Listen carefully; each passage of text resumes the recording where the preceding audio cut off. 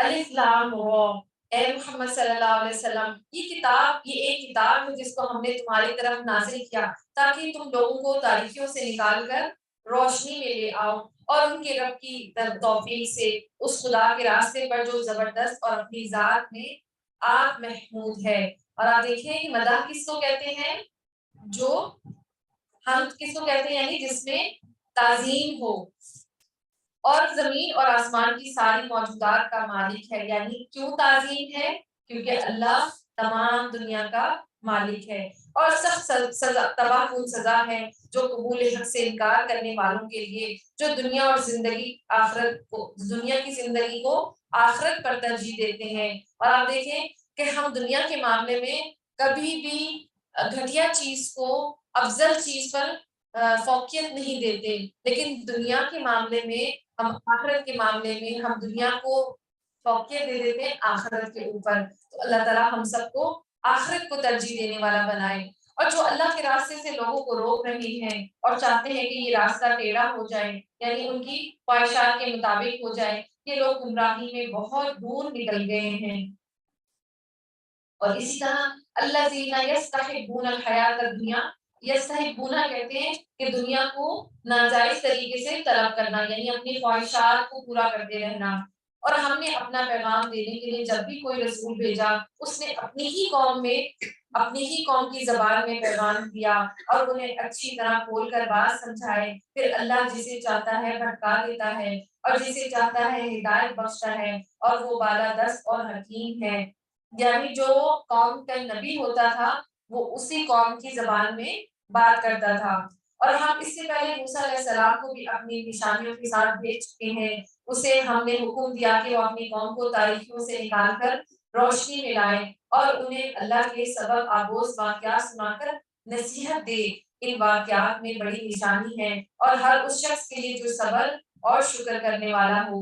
ان فی ذلک لآیات لکل صبار شکور۔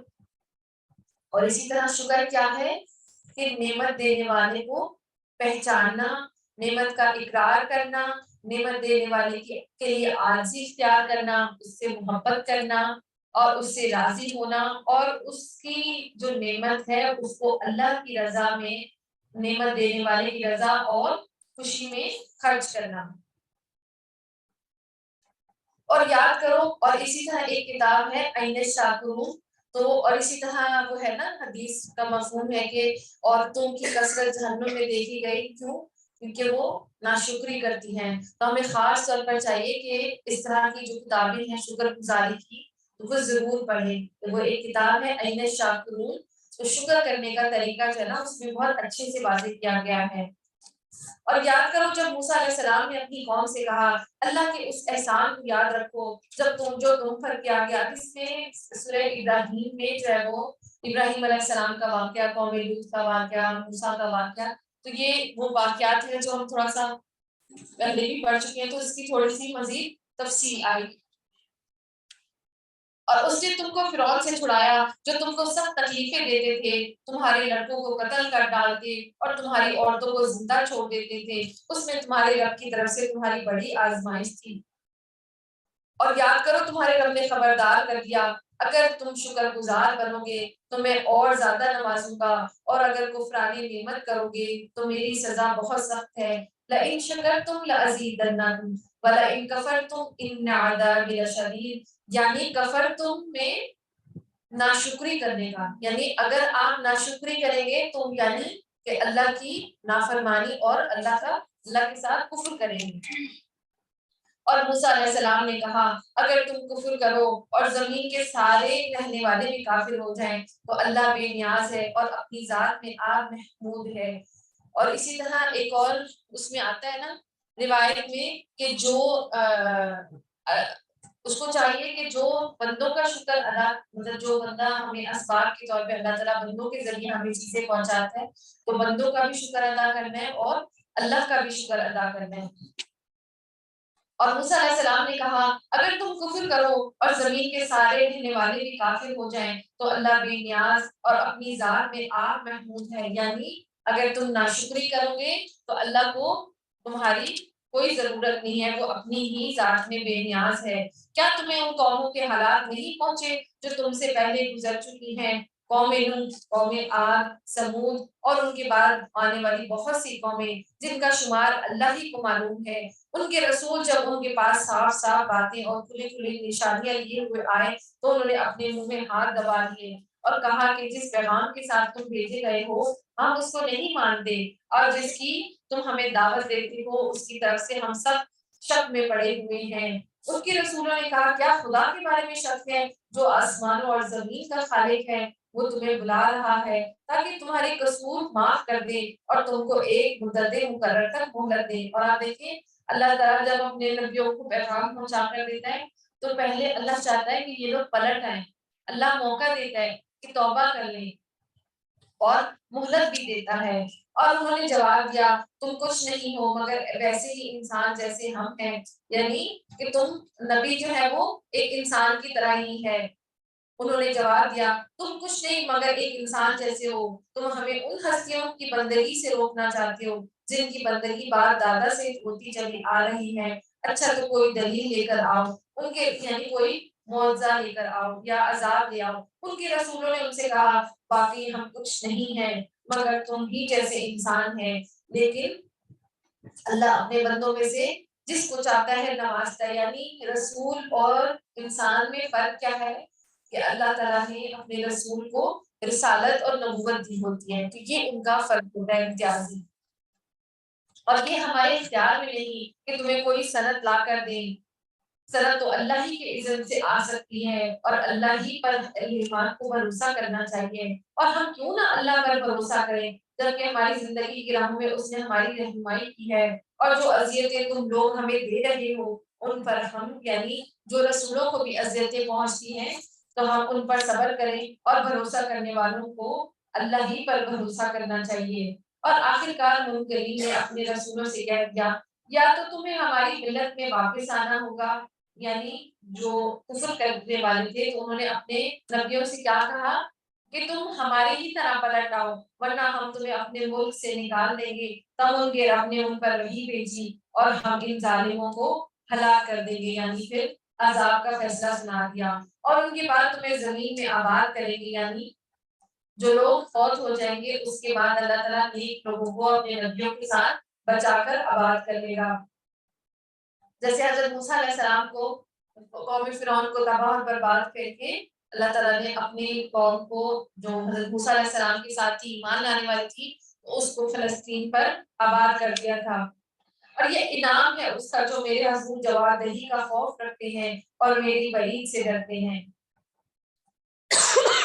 اور اسی طرح اللہ کی غضب اور اس کی وعید سے ڈرنا ایمان کی علامت ہے۔ اور سورہ رحمان میں بھی آتا ہے نا وَلِمَنْ خَافَ مَقَامَ رَبِّهِ جَنَّتَانِ، اور اس شخص کے لیے جو اپنے رب کے حضور پیش ہونے کا خوف رکھتا ہے اس کے لیے دو باغ ہوں گے۔ اور آپ دیکھیں جو جنت ہے نا وہ باغ ہے، ٹھیک ہے، اللہ تعالیٰ ہمیں بہترین جو ہے نا وہ باغ عطا فرمائے۔ اور انہوں نے فیصلہ کیا اور ہر جبار دشمن نے اپنے منہ کی کھائی، پھر اس کے بعد اس کے لیے جہنم ہے، وہاں اسے لہو کا پانی سا پینے کو لیے دیا جائے گا جسے وہ زبردستی حلق سے اتارنے کی کوشش کرے گا اور مشکل ہی سے اتار سکے گا۔ موت ہر طرف سے اس پر چھائی رہے گی مگر وہ مر نہ پائے گا، اور آگے ایک سخت عذاب اس کی جان کو لاگو رہے گا، یعنی نہ اس کو وہاں پہ موت آئے گی اور عذاب کے اوپر عذاب دیا جاتا رہے گا۔ اور اسی طرح جو ہے وہ پینے کے لیے اللہ تعالیٰ دیکھیں اپنے بندے کو وہاں بھی پیاسا نہیں رکھے گا، لیکن اس کو وہاں جو پانی پینے کے لیے دیا جائے گا وہ فیڈ والا پانی ہوگا اور وہ لہو والا۔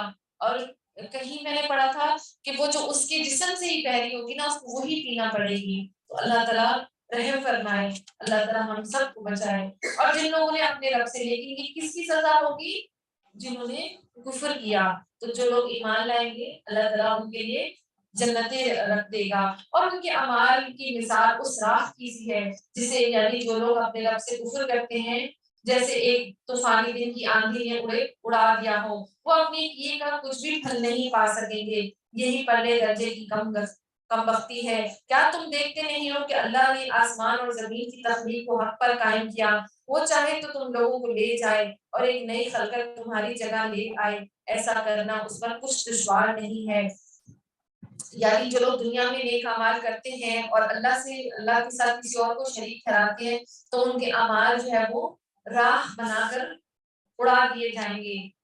اور جب اکٹھے اللہ کے سامنے بے نقاب ہوں گے تو اس وقت ان میں سے جو دنیا میں کمزور تھے وہ ان لوگوں سے جو بڑے بنے ہوئے تھے کہیں گے دنیا میں ہم تمہارے تابع تھے، اب کیا تم اللہ کے عذاب سے ہم کو بچانے کے لیے کچھ کر سکتے ہو؟ وہ جواب دیں گے اگر اللہ نے ہمیں نجات کی کوئی راہ دکھائی ہوتی تو ہم ضرور تمہیں دکھا دیتے. اب تو یکساں ہے، خواہ ہم جزا فضا کریں یا صبر کریں، بہرحال ہمارے بچنے کی کوئی صورت نہیں. یعنی جو لوگ دنیا میں کفر کرتے رہے اور چاہے وہ بڑے سردار ہی تھے تو دنیا کے جب آخرت میں حشر کا مقام ہوگا تو ان کا کوئی معلومات کام نہیں آئے گا اور کوئی صورت نہیں نکلے گی.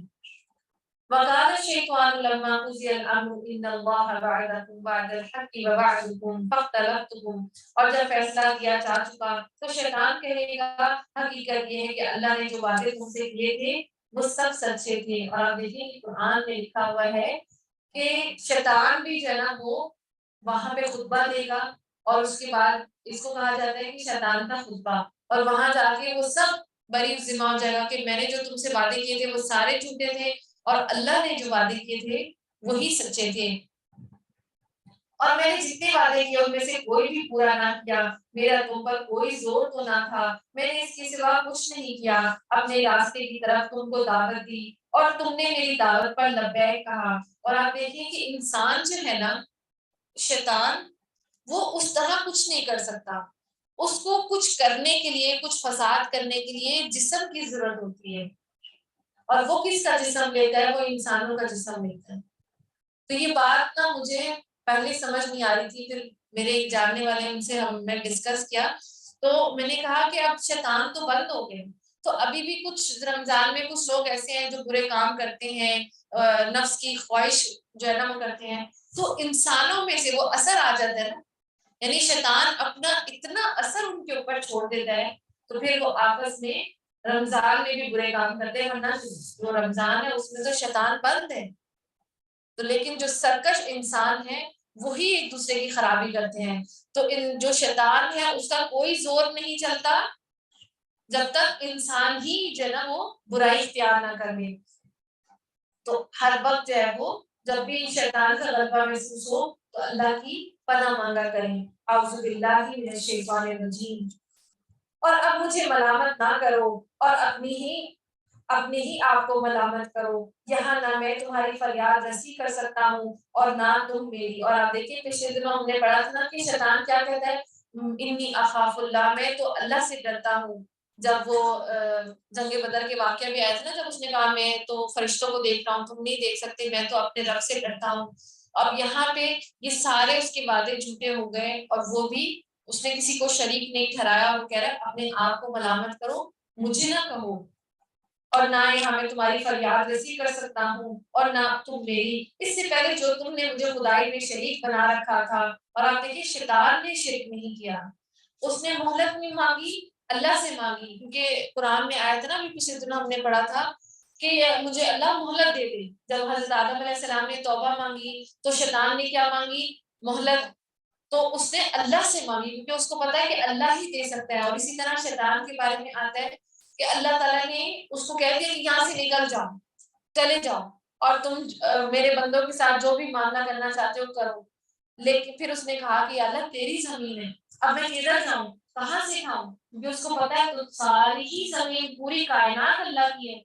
تو پھر اس کے بارے میں فرمایا حدیث کا مفہوم ہے کہ جہاں بسم اللہ نہیں پڑھی جاتی وہ گھر تمہارا ٹھکانہ ہوگا، اور جس خوراک پر یعنی تم بسم اللہ پڑھ کے نہیں کھاتے تو وہ تمہارا رزق ہوگا. اور اسی طرح جو گندی جگہ ہے وہ شیطان کے رہنے کی جگہ ہے. اور اسی طرح جس پانی پر بسم اللہ نہیں پڑھی جاتی تو وہ بھی شیطان پانی پی جاتا ہے. اور آپ دیکھیں کہ بہت سارے ایسے لوگ ہیں جو کہتے ہیں کہ ہم نے کھانا کھا لیا لیکن ہمارے اندر قوت نہیں آئی، وہ طاقت نہیں ہمیں ملی. کیوں؟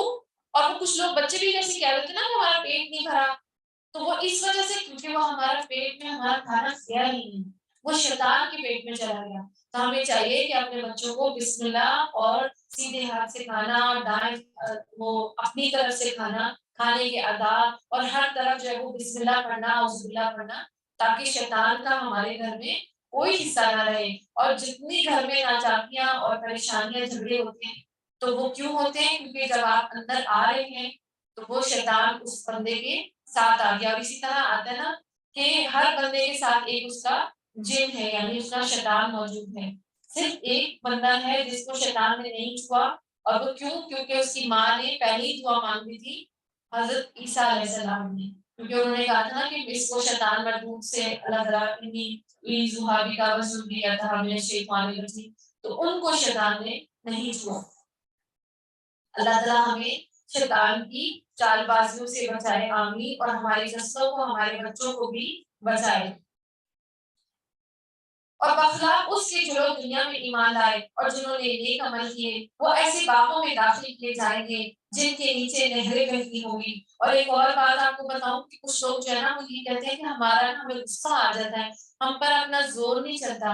تو اگر آپ یہ کہہ دیں گے تو شیطان پھولا نہیں سمائے گا. وہ یہ سمجھے گا کہ انسان تو جو ہے نا وہ ڈر گیا مجھ سے، تو پھر وہ یہ قوتیں آپ کے اوپر حاوی ہو جاتی ہیں، نہ چاہتے ہوئے بھی حاوی ہو جاتی ہیں. تو اپنے کو آپ کو یہی بار بار یاد دلاتے رہنے چاہیے. آیت الکرسی پڑھنی، اور آپ نے کہنا اللہ سب سے بڑا ہے، اس کے اوپر میں نے حفاظت کی ذمہ داری دی ہے. تو پھر آپ بے فکر ہو جائیں. پھر بار بار یہ نہ سوچیں کہ پتہ نہیں کیا ہو جائے گا، شیطان مجھ پر حملہ آور ہو جائے گا، جادوگر مجھ پر کچھ کر لیں گے. جب آپ نے اللہ کے ذمہ کر دیا پھر بے فکر ہو جائیں. ٹھیک ہے. بخلاف اس کے جو لوگ دنیا میں ایمان لائے اور جنہوں نے نیک عمل کیے، وہ ایسے باغوں میں داخل کیے جائیں گے جن کے نیچے نہریں بہ رہی ہوں گی. وہاں وہ اپنے رب کے اذن سے ہمیشہ رہیں گے، اور وہاں ان کا استقبال سلامتی کے ساتھ کیا جائے گا. اور اسی طرح جنت جو ہے وہ دارالسلام ہے. تو جب بھی آپ دیکھیں ابھی بھی ہم لوگ جو ہے وہ سلام کو عام کریں. اگر فون اٹھائیں تو سلام کہیں، کسی سے ملیں سلام کہیں، راستے میں کسی کو مل جا رہا ہو اس کو بھی سلام کہیں. تو جو سلامتی کرتا رہے گا اس کو سلامتی ملتی رہے گی، تو سلامتی کے ساتھ پھر جنت میں بھی داخل ہوگا. اور اسی طرح الم تر کیف ضرب اللہ مثلا کلمۃ طیبہ کشجرۃ طیبہ، کیا تم دیکھتے نہیں ہو کہ اللہ تعالیٰ نے کلمہ طیبہ کو کس چیز سے مثال دی ہے؟ اس کی مثال ایسی ہے جیسے ایک اچھی ذات کا درخت جس کی جڑ زمین میں گہری جمی ہوئی ہو اور شاخیں آسمان تک پہنچی ہو، ہر آن وہ اپنے رب کے حکم سے اپنے پھل دے رہا ہو. یہ مثالیں اللہ اس لیے دیتا ہے کہ لوگ ان سے سبق لیں. یعنی کہ جو مومن کی جو مثال ہے وہ کلمہ طیبہ کی طرح ہے. اسی طرح نبی صلی اللہ علیہ وسلم نے فرمایا، ان کے پاس جب کھجوریں آئیں تو انہوں نے فرمایا کہ جو کھجور کا جو ہے نا درخت وہ مومن کی مثال ہے. یعنی اس کی جو ہے نا وہ ایک تو یہ سارا سال پھل دیتا رہتا ہے، اور اسی طرح کہ اس کی جو تنا ہوتا ہے وہ اتنا مضبوط کہ بالکل ایسے لگے جیسے آسمان سے جڑا ہوا ہے. اور اسی طرح اس کی جو جڑیں ہوتی ہیں وہ بھی مضبوط ہوتی ہیں. تو جو ایمان لانے والے ہیں وہ کس سے جڑے ہیں؟ وہ اللہ کی رسی سے جڑے ہوئے ہیں. اس کا ایک حصہ قرآن ہے اور اس کی رسی جو ہے وہ اللہ کے ہاتھ میں، یعنی ان کا جو تنا ہے وہ آسمان تک پہنچا ہوا ہے. اور ان کی جو ایمان کی جو جڑیں ہیں وہ ان کے دل میں پوری طرح ان کے جسم میں اور ان کے دلوں میں پھیلی ہوئی ہیں. تو جو کشجرۃ طیبہ ہے یہ کھجور کی مثال ہے، یعنی اس کا جو ہے نا وہ ہر چیز فائدے مند ہے، اور جو مومن ہوتا ہے اس سے ہر ایک کو نفع پہنچتا ہے. اور اب جو دوسری مثال ہے وہ ایسی ہے، یہ مثالیں اللہ اس لیے دیتا ہے کہ لوگ ان سے سبق لیں. اور کلمہ خبیثہ کی مثال ایسے بدذات درخت کی سی ہے جو زمین کی سطح سے اکھاڑ پھینکا جاتا ہے، اس کے لیے کوئی استحکام نہیں ہے. یعنی جو برے لوگ ہیں، جو اللہ کے نافرمان ہیں، ان کی مثال برے درخت کی سی ہے. تو جو ایمان نہیں لاتے اور ان کی جو جڑیں ہیں جو دل میں پختہ ہو جانی چاہیے تھی، تو وہ اللہ تعالیٰ ان کو نکال کے پھینک دیتا ہے. اور ایمان لانے والوں کو اللہ ایک قول ثابت کی بنیاد پر دنیا اور آخرت دونوں میں ثبات عطا کریں گے. یعنی کہ اللہ تعالیٰ جو لوگ دنیا میں ایمان لاتے ہیں ایک وہ بھی آتا ہے نا، حضرت عائشہ رضی اللہ تعالیٰ عنہ نے نبی صلی اللہ علیہ وسلم سے پوچھا تھا کہ جب یعنی اس کا مفہوم یہ ہے حدیث کا کہ جب قبر میں جب ایسے فرشتے آئیں گے تو میں تو ڈر جاؤں گی. تو انہوں نے نبی صلی اللہ علیہ وسلم نے پھر اس میں فرمایا تھا، اس کا مفہوم یہ ہے کہ اللہ تعالیٰ اپنے قول سے اس کو ثابت کرنی عطا فرمائے گا. اور اسی طرح جو کلمہ طیبہ پر زندگی گزارتا رہا ہو، کلمہ طیبہ ایک لائف سٹائل ہے، وہ ایک زندگی کا طریقہ ہے کہ ہر معاملے میں اللہ کے سوا کوئی الہ نہیں ہے. آپ کی کوئی شادی بیاہ ہو، کوئی سونا جانا ہو، کوئی تہوار ہو، تو اللہ کی فیصلے کے مطابق اگر آپ شادی بیاہ سارے معاملات کو اختیار کرتے ہیں تو اصل میں وہ کلمہ طیبہ ہی ہے. تو اللہ تعالیٰ پھر مرتے وقت جب فرشتے آئیں گے تو اللہ آپ کو ثابت قدمی عطا فرمائے گا. اس کسی نے کہا تھا نا کہ میں رٹ لوں گی لا الہ الا اللہ لا الہ الا اللہ، تو ایسے نہیں ہوگا. جو زندگی جس اس کی کلمہ طیبہ کے مطابق ہوگی اسی کے منہ سے اللہ تعالیٰ کلمہ طیبہ نکالے گا، اور پھر قبر میں بھی اللہ ہی اس کو ثابت قدمی عطا فرمائے گا. اور یہ خاص طور پر ایمان لانے والوں کے لیے. اسی طرح کہا جاتا ہے نا، رضیت باللہ ربا وبالاسلام دینا وبمحمد النبی صلی اللہ علیہ وسلم، کہ میں اللہ کے رب ہونے پر راضی ہوں. تو اللہ تعالیٰ ہم سب کو ایمان پر خاتمہ عطا فرمائے اور قبر میں بھی ثابت قدمی عطا فرمائے، آمین. اور ظالموں کو اللہ بھٹکا دیتا ہے، اللہ کو اختیار ہے کہ جو چاہے کرے. اور کیا تم نے دیکھا ان لوگوں کو جنہوں نے اللہ کی نعمت پائی اور اسے کفران نعمت سے بدل ڈالا اور اپنی قوم کو بھی ہلاکت کے گھر میں جھونک دیا، یعنی جہنم جس میں وہ جھلسے جائیں گے اور بدترین جائے قرار ہے. اور اللہ کے کچھ ہمسر تجویز کر لیے تاکہ وہ انہیں اللہ کے راستے سے بھٹکا دیں، اور ان سے کہو اچھا مزے لو، آخر کار تمہیں پلٹ کر دوزخ ہی میں جانا ہے. اور اسی طرح مومن جو ہے نا، وہ حدیث میں آتا ہے کہ مومن جب اپنی قبر میں بٹھایا جائے گا اس کے پاس فرشتے آتے ہیں، پھر وہ شہادت دیتا ہے کہ اللہ کے سوا کوئی معبود نہیں اور بے شک محمد صلی اللہ علیہ وسلم اللہ کے رسول ہیں. تو اللہ تعالیٰ اس سے جو ہے نا وہ قبر کے عذاب کو دور کر دیتا ہے. اور اسی طرح وہ قبر کے 3 سوال بھی پوچھے جائیں گے نا، من ربو کا، ما دینو کا، من نبیو کا. تو اللہ تعالیٰ اس کو ثابت کر دیا عطا فرماتے ہیں. لیکن جو اللہ سے کفر کرتے ہیں، اس کی نعمت کا انکار کرتے ہیں، تو ان کے لیے جہنم ہے. ان سے کہو اچھا مزے کر لو، آخر کار تمہیں پلٹ کر دوزخ ہی میں جانا ہے. اللہ تعالیٰ ہم سب کو بچائے. کل عبادی، اے نبی صلی اللہ علیہ وسلم، میرے جو بندے ایمان لائے ان سے کہہ دو نماز قائم کرے اور جو کچھ ہم نے ان کو دیا اس میں سے کھلے اور چھپے خرچ کرے، قبل اس کے کہ وہ دن آئے جس میں نہ کوئی خرید و فروخت تھی اور نہ دوست نوازی ہوگی. یعنی نہ کوئی سفارشی جو ہے نا وہ اس کے لیے کوئی کام آئے گا، نہ کوئی خرید و فروخت ہوگی. اور اللہ وہی ہے جس نے زمین اور آسمان کو پیدا کیا اور آسمان سے پانی برسایا، پھر اس کے ذریعے سے تمہارے رزق رسانی کے لیے طرح طرح کے پھل پیدا کیے. جس نے کشتی کو تمہارے لیے مسخر کیا، سمندر میں اس کے حکم سے چلے اور دریاؤں کو تمہارے لیے مسخر کر دیا. اور جس نے سورج اور چاند کو تمہارے لیے مسخر کر دیا، لگاتار چلے جا رہے ہیں، اور رات اور دن کو تمہارے لیے مسخر کر دیا. اور آپ دیکھیں کہ اگر جو ہے نا اللہ تعالیٰ تمام دنیا کو ہمارے لیے وسخر لکم اللیل والنہار، اللہ تعالیٰ نے تمام دنیا کو انسانوں کے لیے مسخر کر دیا. اور یہ بات مجھے جو ہے نا وہ عید بقرہ عید کے موقع پر بڑی اچھی سمجھ آئی کہ لاکھوں کی کروڑوں کی تعداد میں جانور قربان ہوتے ہیں، اور بیل اور اونٹ، بکرا تو چلے چھوٹا ہوتا ہے. تو میں سوچتی تھی کہ کیسے اتنے بڑے بڑے جانور کے اوپر ہم قابو پا لیتے ہیں.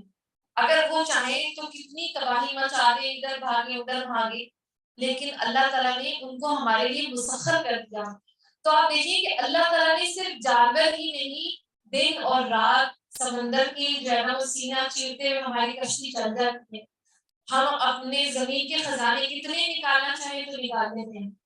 تو یہاں پہ ایک چیز کو آپ غور کریں کہ اللہ وہ ذات ہے کہ انسانوں کے لیے سب کچھ، پوری دنیا انسانوں کے لیے دیتی ہے، لیکن اللہ کیا چاہتا ہے کہ صرف اسی کی عبادت کی جائے.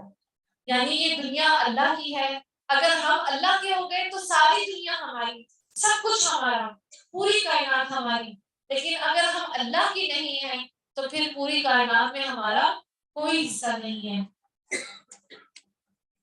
اور جس نے یعنی تو یہ چیز کو آپ ذرا غور کریں کہ انسان کے لیے اللہ تعالیٰ نے پوری دنیا اس کو دی، جو چاہے کرو، میری مرضی کے مطابق اس کے خزانے نکالو، سمندر سے تیل نکالو، زمین سے اس کے خزانے نکالو، ہر چیز اگل کے دی، لیکن تم میرے بندے بن جاؤ۔ اللہ تعالیٰ ہمیں اپنا بندہ بنا لے، جس نے وہ سب کچھ تمہیں دیا جو تم نے مانگا۔ اگر تم اللہ کی نعمتوں کا شمار کرنا چاہو تو نہیں کر سکتے۔ حقیقت یہ ہے کہ انسان بڑا ہی بے انصاف اور ناشکرا ہے، اور ناشکرا یعنی کافر ہے۔ یاد کرو وہ وقت جب ابراہیم علیہ السلام نے دعا کی تھی، پروردگار اس شہر یعنی مکہ کو امن کا شہر بنا اور مجھے اور میری اولاد کو بت پرستی سے بچا، یعنی کیونکہ ان کے دور میں بت پرستی ہوتی تھی تو اللہ سے دعا مانگ رہے ہیں اور شرک سے بھی ڈر رہے ہیں۔ پروردگار ان بتوں نے بہتوں کو گمراہ میں ڈالا ہے، اور ممکن ہے کہ میری اولاد کو بھی گمراہ کر دے، لہٰذا جو میرے طریقے پر چلے وہ میرا ہے، اور جو میرے خلاف طریقہ اختیار کرے تو یقیناً تو درگزر کرنے والا اور مہربان ہے۔ پروردگار نے ایک آب و گیا وادی میں اپنی اولاد کے حصے کو تیرے محترم گھر کے پاس لا بسایا، یعنی ایک بیابان جو ہے نا وہ وادی تھی جہاں پہ کچھ بھی نہیں تھا، پانی بھی نہیں تھا۔ جب حضرت حاجرہ علیہ السلام کو حضرت ابراہیم علیہ السلام نے مکہ میں لا کر بسایا اللہ کے حکم سے، تو پھر وہاں پہ دعا مانگی کہ یا اللہ اس شہر کو امن کا شہر بنا دے اور یہاں پہ رزق کی فراوانی کر دے اور اس کو شرک سے پاک کر دے۔ تو اللہ تعالیٰ نے دیکھیں کہ اگر ابھی ہم اپنے گھر والوں کو کیا کبھی ایسے کہیں کہ آؤ ایسے گھر کی طرف جہاں پہ دنیا کا کوئی چیز موجود نہیں ہے، تو بہت مشکل ہی ہے کہ ہم اس امتحان میں کامیاب ہوں۔ تو اللہ تعالیٰ ہمیں اپنے گھر کے پاس مسجد بھی گھر لیں، اللہ کے قریب مسجد کے قریب گھر لیا کریں، اور اسی سے اللہ تعالیٰ آپ کے لیے عمل میں بھی آسانی پیدا کر دے گا۔ پروردگار کی میں نے اس لیے کیا کہ یہاں یہ لوگ یہاں نماز قائم کریں، یعنی یہاں پہ کیوں آئے ہوئے اللہ کے حکم سے اس گھر کو اللہ تعالیٰ کے لیے نماز قائم کریں، لہٰذا تو لوگوں کے دلوں کو ان کا مشتاق بنا اور انہیں کھانے کو پھل دے، شاید کہ یہ شکر گزار بنے۔ اور پروردگار تو جانتا ہے جو کچھ ہم چھپاتے ہیں اور جو کچھ ظاہر کرتے ہیں، اور اسی طرح کہا جاتا ہے کہ مکہ میں ہر طرح کا جو ہے نا وہ پھل ہر موسم میں جو ہے وہ ملتا ہے۔ تو اللہ تعالیٰ نے وہاں پہ رزق کی برکتیں رکھی ہیں، اور باقی اللہ سے کچھ بھی چھپا ہوا نہیں ہے، اور نہ زمین میں نہ آسمان میں۔ شکر ہے اس خدا کا جس نے مجھے اس بڑھاپے میں اسماعیل اور اسحاق جیسے بیٹے دیے۔ حقیقت یہ ہے کہ میرا رب ضرور دعا سنتا ہے۔ اے میرے پروردگار مجھے نماز قائم کرنے والا بنا اور میری اولاد سے بھی۔ رب اجعلنی مقیم الصلاۃ ومن ذریتی ربنا وتقبل دعاء ربنا اغفر لي ولوالدي وللمؤمنین یوم یقوم الحساب۔ اور پروردگار میری دعا قبول فرما اور مجھے نماز قائم کرنے والا بنا اور میری اولاد کو بھی۔ پروردگار مجھے اور میرے والدین کو اور سب ایمان لانے والوں کو اس دن معاف کر دیجیے جبکہ حساب کتاب قائم ہو رہا ہوگا۔ اور آپ دیکھیں گے کہ حضرت ابراہیم علیہ السلام جب بھی اپنے لیے دعا مانگتے ہیں تو ہمیشہ اپنے بچوں کے لیے ضرور دعا مانگتے ہیں۔ تو آپ کے پاس کوئی بھی اللہ کی نعمت ہو تو اپنے بچوں کو اور آنے والی نسلوں کو بھی یاد رکھا کریں۔ اور اب یہ ظالم لوگ، لیکن اب یہاں پہ ایک بات ہے کہ یہاں پہ انہوں نے دعا مانگی تھی نا کہ میرے والدین کو بخش دینا، تو اللہ تعالیٰ نے ان کے والدین کو جو ان کا باپ تھا اس کے لیے منع فرما دیا تھا کہ مشرکین کے لیے جو ہے نا وہ دعا قبول نہیں ہوگی۔ اب یہ ظالم لوگ جو کچھ کر رہے ہیں اللہ کو تم اس سے غافل نہ سمجھو، اللہ تو انہیں ڈال رہا ہے اس دن کے لیے جب حال یہ ہوگا کہ آنکھیں پھٹی کی پھٹی رہ جائے گی، سر اٹھائے بھاگے چلے جا رہے ہوں گے، نظریں اوپر جمی ہیں اور دل اڑے جاتے ہیں۔ اے نبی صلی اللہ علیہ وسلم اس دن تم ان سے ڈرو جبکہ عذاب تمہیں آئے گا۔ اس وقت یہ ظالم کہیں گے اے ہمارے رب ہمیں تھوڑی سی مہلت اور دے دے، ہم تیری دعوت کو لبیک کہیں گے اور رسولوں کی پیروی کریں گے، یعنی عذاب جب آئے گا قیامت اکٹھی ہوگی تب وہ موقع مانگیں گے، لیکن انہیں مہلت نہیں دی جائے گی۔ کیا تم وہی لوگ نہیں ہو جو اس سے پہلے قسمیں کھا کھا کر کہتے تھے یہاں پر تو کبھی زوال آنا ہی نہیں ہے، حالانکہ تم ان قوموں کی بستیوں میں رہ بس چکے تھے جنہوں نے اپنے اوپر آپ ہی ظلم کیا، اور دیکھ چکے تھے ہم نے ان سے کیا ظلم کیا، اور ان کی مثالیں دے دے کر ہم تمہیں سمجھا بھی چکے ہیں۔ انہوں نے اپنی ساری ہی چالیں چل کر دیکھ لی، مگر ان کی ہر چال کا توڑ اللہ کے پاس تھا، اگرچہ ان کی چالیں ایسی غضب کی تھی کہ پہاڑ ان سے ٹل جائے۔ بس اے نبی صلی اللہ علیہ وسلم، تم ہرگز یہ گمان نہ کرو کہ اللہ کبھی اپنے رسولوں سے کیے وعدوں کے خلاف کرے گا۔ اللہ زبردست ہے اور انتقام لینے والا ہے۔ ڈراؤ انہیں اس دن سے جب کہ زمین اور آسمان بدل کر کچھ سے کچھ کر دیے جائیں گے، اور سب کے سب اللہ واحد و قہار کے سامنے بے نقاب حاضر ہو جائیں گے، اور اس روز تم مجرموں کو دیکھو گے کہ زنجیروں میں ہاتھ پاؤں جکڑے ہوئے ہوں گے، تارکول کے لباس پہنے ہوئے ہوں گے، اور آگ کے شعلے ان کے چہروں پر چھائے رہے ہوں گے۔ یہ اس لیے ہوگا کہ اللہ ہر متنفس کو اس کے کیے کا بدلہ دے گا۔ اللہ کو حساب دیتے کچھ دیر نہیں لگتی۔ اللہ تعالیٰ ہم سب کو بچائے۔ ہذا بلاغ للناس ولینذروا به وليعلموا انما هو اله واحد وليذكر اولو الالباب۔ اور یہ ایک پیغام ہے سب انسانوں کے لیے، اور یہ بھیجا گیا ہے اس لیے کہ ان کو اس کے ذریعے سے خبردار کر دیا جائے، اور وہ جانے کہ حقیقت میں خدا بس ایک ہی ہے، جو عقل رکھتے ہیں اور وہ ہوش میں آ جائیں، یعنی عقل والوں کے لیے یہ ایک نصیحت ہے۔ 14 پارہ ہم شروع کر لیتے ہیں، ابھی ہمارے پاس کافی ٹائم ہے الحمدللہ۔ سورہ ہجر، بسم اللہ الرحمن الرحیم، الف لام را تلک آیات الکتاب وقرآن مبین۔ اور آپ دیکھیں کہ یہ جو جتنی حروف مقطعات سے جو صورتیں شروع ہو رہی ہیں نا، اس میں اللہ کی وحدانیت اور اس کی قدرت اور اس کے کونی اور جو ہے نا وہ دلائل جو ہے وہ پیش کیے جاتے ہیں۔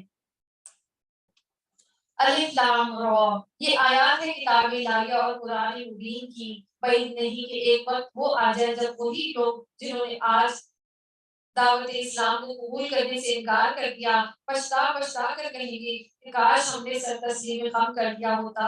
چھوڑو انہیں، کھائیں پیئیں مزے کریں اور گلابے میں ڈالے رکھیں ان کو جھوٹی امید۔ عنقریب انہیں معلوم ہو جائے گا ہم نے اس سے پہلے جس بستی کو بھی ہلاک کیا ہے اس کے لیے خاص مہلت عمل لکھی جا چکی ہے، اور کوئی قوم نہ اپنے وقت مقرر سے پہلے ہلاک ہو سکتی ہے اور نہ اس کے بعد چھوٹ سکتی ہے، یعنی اللہ تعالیٰ نے ہر چیز کا ایک وقت مقرر کر لیا ہے۔ اور یہ لوگ کہتے ہیں اے وہ شخص جس پر یہ ذکر نازل ہوا تو یقیناً دیوانہ ہے، اگر تو سچا ہے تو ہمارے سامنے فرشتوں کو کیوں نہیں لے کر آتا، ہم فرشتوں کو یوں ہی نہیں اتار دیا کرتے، وہ جب اترتے ہیں تو حق کے ساتھ اترتے ہیں اور پھر لوگوں کو مہلت نہیں دی جاتی۔ رہا یہ ذکر تو اس کو ہم نے نازل کیا اور ہم خود اس کے نگہبان ہیں۔ تو یعنی اللہ تعالیٰ جب فرشتوں کو نازل کرتا ہے تو یا خوشخبری کے لیے یا عذاب دینے کے لیے، اللہ کے اذن سے فرشتے اترتے ہیں، اللہ کے حکم سے اترتے ہیں، تو بے مقصد فرشتے نہیں اترتے۔ اور اسی طرح اِنَّا نَحْنُ نَزَّلْنَا الذِّكْرَ وَإِنَّا لَهُ لَحَافِظُونَ، یہ جو قرآن ہے اس کا ایک نام ذکر بھی ہے، اور اسی طرح ذکر یعنی بار بار جو ہے وہ پڑھی جانے والی کتاب، اور اسی طرح ذکر کہتے ہیں جس سے نصیحت حاصل کی جاتی ہے۔ اور وَإِنَّا لَهُ لَحَافِظُونَ کہ اللہ تعالیٰ نے پچھلی جو کتابیں تھیں ان کی ذمہ داری ان کے قوم کے لوگوں کو دی گئی تھی، لیکن خاص طور پہ قرآن کی جو ذمہ داری ہے وہ اللہ نے اپنی ذمہ لے لی ہے۔ اور اسی طرح آپ دیکھیں کہ جو ہے نا اللہ نے اس کی حفاظت کے ذمہ ایک اس طرح بھی کیا ہے کہ جو حافظ قرآن ہے تو وہ اپنے سینوں میں اس کو محفوظ کر لیتے ہیں، اور کہ اس کا ایک ایک حرکت بھی اس کی بھی اللہ تعالیٰ نے ذمہ داری دی ہے۔ اور اسی طرح کہا جاتا ہے کہ اس کی تفسیر کی، اس کے مفہوم کی بھی اللہ تعالیٰ نے حفاظت کی ہوئی ہے۔ اور اگر آپ دیکھیں اب جو دور ہمارا آ رہا ہے اس میں جو یہ کتابی جو نسخے ہیں وہ کم ہوتے جا رہے ہیں، تو اللہ تعالیٰ نے کیسی اس کی یہ جو دور ہے اتنا ایڈوانس ہے نا، تو اللہ نے اس کی حفاظت کی ہے کہ اللہ تعالیٰ نے دلوں میں ہی اس کو جو ہے نا وہ محفوظ کر دیا ہے۔ اللہ تعالیٰ ہمیں حفاظ بھی بنائے اور ہمیں اس پر عمل کرنے والا اور اس سے نصیحت دینے والا بھی بنائے، آمین۔ اور اے نبی صلی اللہ علیہ وسلم، ہم تم سے پہلے بہت سی گزری ہوئی قوموں میں رسول بھیج چکے ہیں، کبھی ایسا نہیں ہوا ان کے پاس کوئی رسول آیا ہو اور انہوں نے اس کا مذاق نہ اڑایا ہو۔ اور ابھی مجھے اس سے ڈیجیٹل قرآن سے مجھے وہ بات یاد آ رہی تھی، کیا دیکھیں کہ قیامت آنے سے پہلے جو ہے نا قرآن بھی اٹھا لیا جائے گا، اس کی تعلیمات بھی اٹھا لی جائیں گی۔